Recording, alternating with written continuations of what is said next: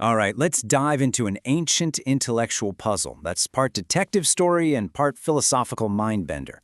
We're going to journey into a system of logic where, believe it or not, the process of just asking the question is way more important than actually finding the answer. So at the heart of it all is this one simple question. Imagine a really precise ceremony, right? Every step has to be perfect. But then something goes wrong. A key ingredient just disappears. What do? That's the exact problem we're going to unpack today. Okay, to get to the bottom of this, we first need to meet the key players. On one side, we've got 2 loaves of bread, and on the other, 2 sheep. They're all part of this one big offering, but the real question is, what's actually connecting them? Well, the key action is something called tenufa, which basically means waving. You've got the priest holding the loaves and parts of the sheep, and he waves them together in front of the altar. This single, physical act, this is the moment that kicks off our entire logical puzzle. And this is where it gets really, really interesting. Does this physical act of waving create something else, something you can't see? It's called zigaka, a conceptual, almost metaphysical bond that ties the fate of the loaves to the sheep.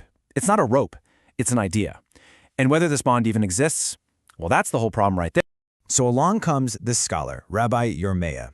He looks at this whole situation and asks a brilliant question that immediately creates a fork in the road, forcing us down one of 2 totally different paths. And here are those 2 paths, laid out nice and simple. Path 1 says, yep, waving creates that sacred bond, the zika. Path 2 says, nope, waving is just an action. It doesn't forge some special connection between the items. Now let's just get path 1 out of the way real quick, because for our puzzle, it's kind of a dead end. If that bond exists, the items are linked forever. You lose the bread, the sheep are invalid. You lose the sheep, the bread is invalid. You got to start all over. It's simple, it's clean, but honestly, not very interesting for us. So, you guessed it, we are going down path 2. Let's assume the waving does not create a bond. This is where the real mystery begins, and it leads us right into what we can call the replacement problem. Okay, let's walk through exactly what happens. First, the original loaves and sheep are brought for the offering.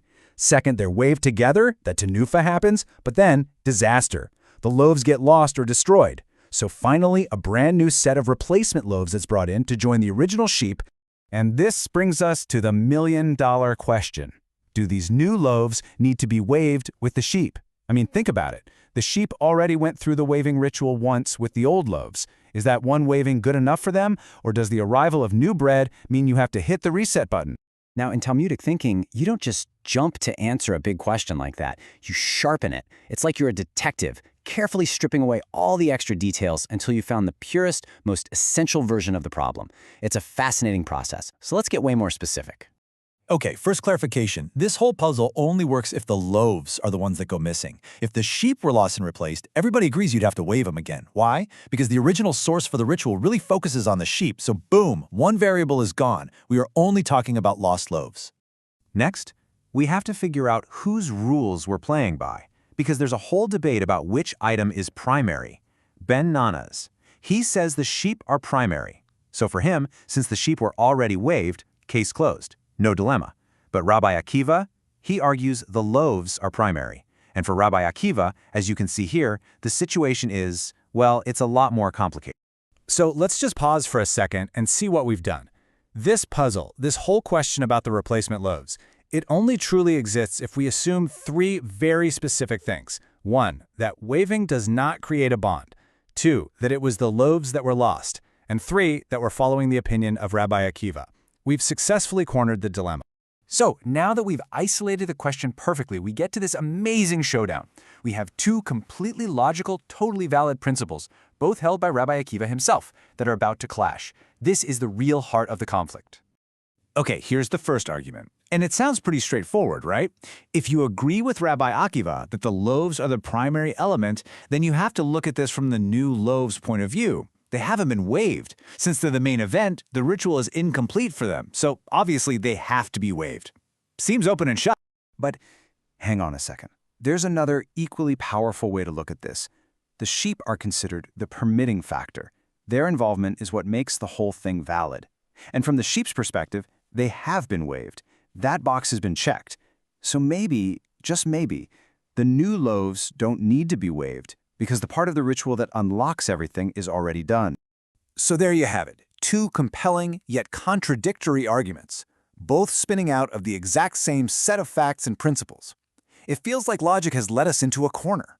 Now, you might be expecting some kind of clever tiebreaker here, but the actual conclusion is something else entirely. The Talmud's answer to this perfectly balanced problem is just this one single powerful word: teku. Teku literally means let it stand. It's a formal declaration that, based on all the principles we have, this question cannot be resolved. Both arguments are so valid, so perfectly balanced within the system, that one just can't beat the other. The dilemma isn't broken. In a way, it's perfect. So why does this matter? You might be thinking, wait, so they just gave up? But that's not it at all. A teku isn't a failure, it's a really profound statement. It teaches us that the goal isn't always a simple yes or no. Sometimes the whole point is to sharpen the question until you understand it in its purest form. It shows you the absolute limits of a logical system, and it honors the fact that sometimes two competing truths can both be valid. You see this today in things like quantum physics, where a particle can be both a wave and a particle at the same time. Or in tough ethical debates where justice and mercy are both right, but they pull in opposite directions. And that leaves us with a final thought from this ancient puzzle. Is the purpose of a question always to find an answer? Or is it possible that sometimes the most valuable thing you can discover is the beautiful, perfectly formed, unanswerable question itself?